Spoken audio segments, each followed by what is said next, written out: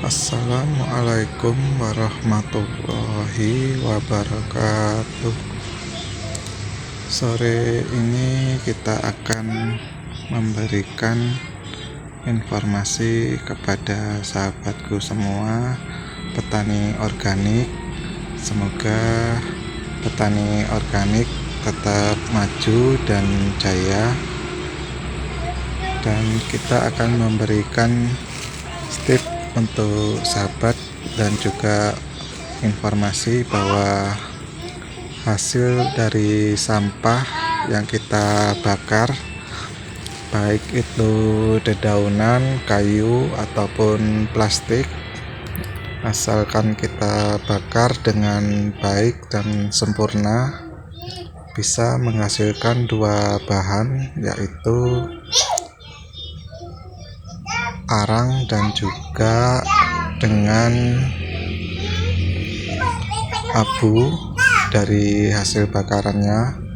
Dan kedua hal tersebut baik untuk tanaman kita, dan kita juga udah mencobakannya di tanaman kita. Alhamdulillah aman, dan itu perlu untuk sahabat lakukan, bahwa daripada kita membuang sampah begitu saja tanpa diolah, lebih baik kita olah dengan sendirinya. Nanti kita akan mendapatkan arang dari hasil sampah plastik.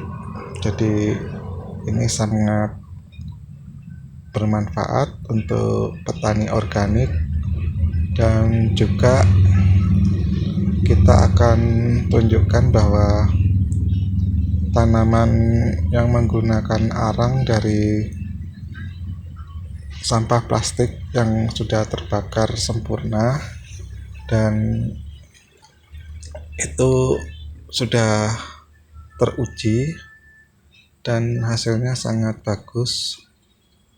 Dan ini caranya untuk memisahkan dari sampah yang tak bisa diurai atau bersifat masih sisa. Itu biasanya sejenis bahan aluminium yang sangat tipis, tapi lama-kelamaan juga bisa hancur asal sudah terkena api dan terbakar. Itu sudah lapuk aluminium foilnya. Itu biasanya terdapat pada seperti bubuk bekas susu, dan itu tidak ada masalah. Atau bekas rokok biasanya ada aluminium, jadi itu bisa hancur juga dan sudah lapuk jika sudah terkena api. Dan abunya dari sisa pembakaran juga cocok untuk tanaman. Jadi kita perlu ayak jika menggunakan bahan-bahan seperti yang kita sampaikan di atas. Dan kita dulu juga lakukan hal-hal yang sama. Jadi yang sekarang adalah memberikan informasi dan edukasi untuk sahabatku semua. Semoga dengan info-info seperti sederhana seperti ini, sahabat juga bisa ikuti lakukan, bahwa sampah-sampah yang biasanya terbuang di alam sangat membahayakan bagi tanah. Dan sayang jika lahan tanah kita tidak bisa ditanamin gara-gara sampah plastik. Karena sampah plastik jika dibiarkan saja di alam akan sulit lama terurai. Jadi kita perlu bakar saja jika sampah plastik seperti contoh seperti ini. Dan jika daun juga tidak apa-apa jika ada beberapa bagian daun. Kalau bagian daun juga bisa diproses dengan cara lain, seperti pengomposan dengan menggunakan air dari air pesusan beras atau cucian beras. itu sangat bagus jika daun-daun jati atau daun-daun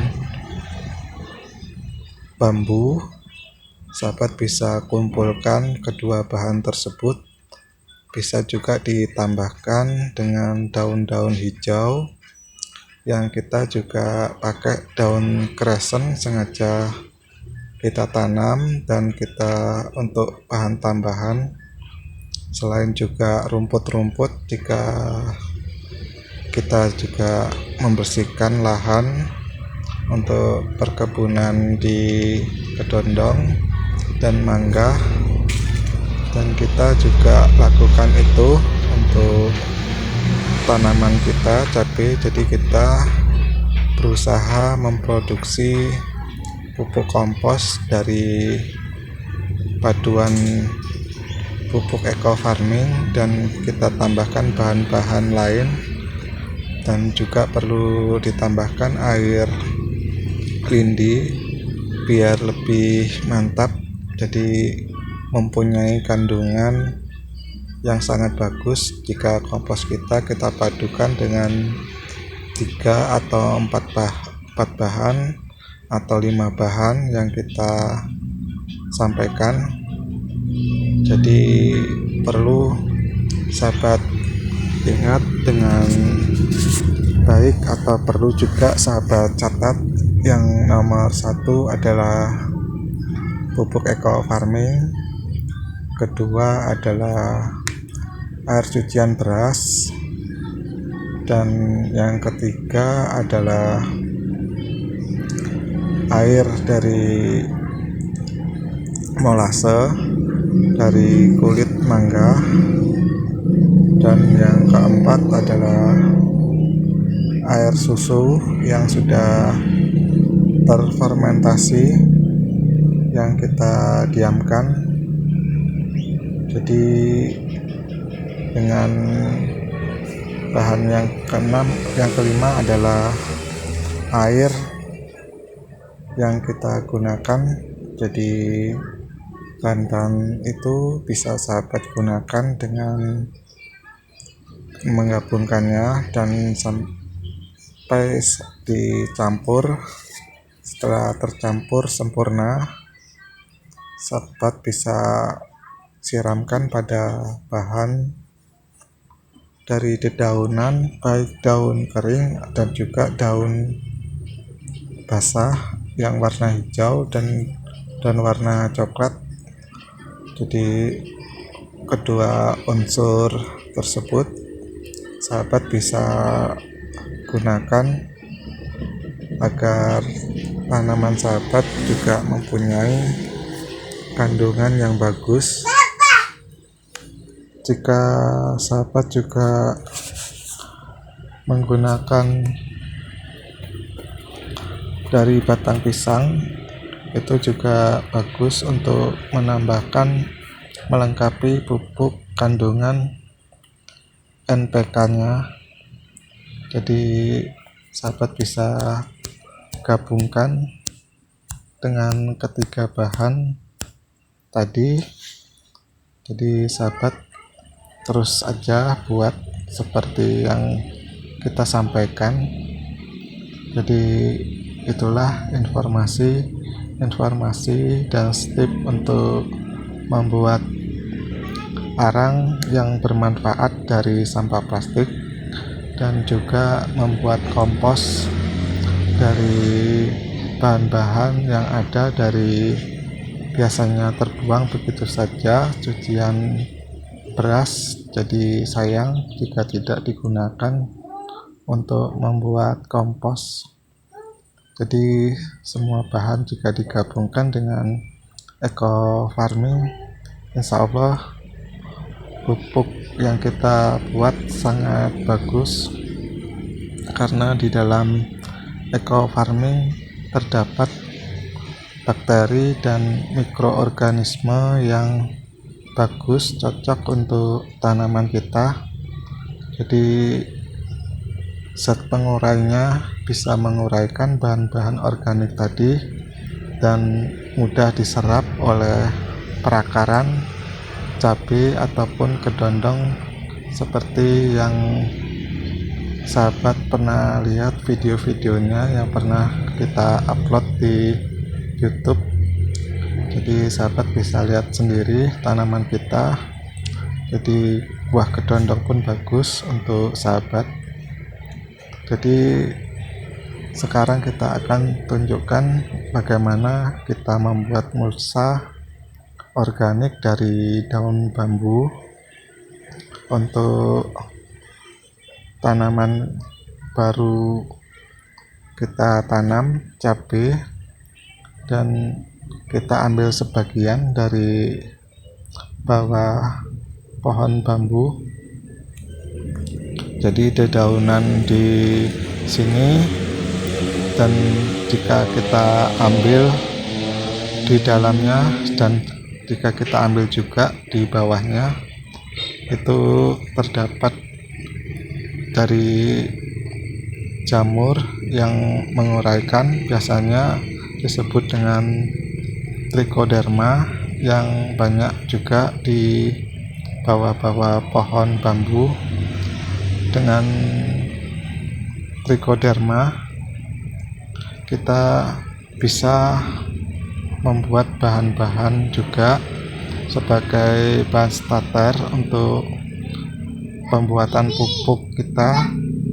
Jadi trichoderma selain untuk menguraikan dari bahan-bahan organik, juga bisa melawan dari penyakit-penyakit dari layu fusarium. Jadi tanaman kita akan lebih sehat dan lebih kebal dari serangan-serangan dari patogen yang merugikan dari kita yang kita tanam. Jadi tanaman kita perlu lindungi dengan jamur trichoderma. Biasanya itu jamur berwarna hijau, itu sangat bagus dan sangat ampuh untuk melindungi tanaman kita, cabai, yang biasanya sangat rentan dari serangan jamur patogen yang merugikan dari serangan cabai atau penyakit-penyakit lain. Jadi informasi penting untuk sahabat petani. Semoga sahabat petani mempunyai tanaman yang sehat dan bisa diambil dari alam.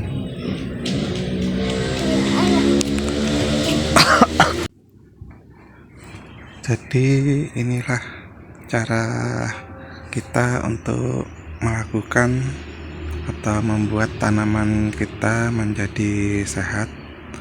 Jadi kita perlu mengambil sebagian dari alam untuk membuat mulsa organik di sekitaran tanaman yang baru kita pindah tanamkan di tempat media tanam seperti ini yang dilihat. Nanti dengan suatu alat atau suatu benda yang bisa menahan supaya tidak kabur atau terbang kena air angin, jadi kita perlu tindih. Jadi kita juga cari di sekitaran alam, kita bisa juga gunakan batu atau gunakan semacam serabut dari kelapa, kita taruhkan di sebelahnya. Nanti kita juga akan memberikan air yang bersifat mempunyai nilai lebih atau mempunyai mutu yang bagus. Jadi airnya kita berikan nutrisi dari air lindi yang kita punya agar tanaman bisa tumbuh dengan baik, sehat. Kita hanya memberikan air dan air lindi sedikit-sedikit, kita berikan sangat tipis saja atau dosis kecil agar tanaman yang masih kecil tidak terlalu